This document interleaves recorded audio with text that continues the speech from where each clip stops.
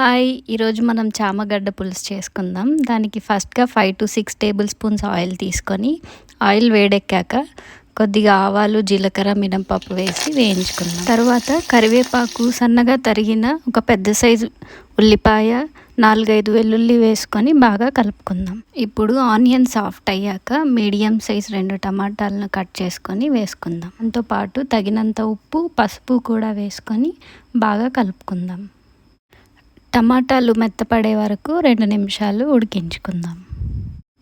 టమాటాలు సాఫ్ట్గా అయ్యాక 1 స్పూన్ కారం కూడా వేసుకొని బాగా కలుపుకుందాం.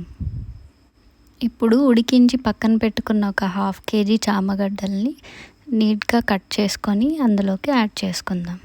చామదుంపల్ని బాగా కలుపుకొని 1 నిమిషం తర్వాత కొద్దిగా చింతపండు రసం కూడా యాడ్ చేసుకుందాం. కూర మొత్తం బాగా కలుపుకొని ఇప్పుడు తగినంత నీళ్లు కూడా పోసి ఒక 3 నిమిషాల పాటు ఉడికించుకుందాం. అంతే, కమ్మని చామగడ్డ పులుసు రెడీ.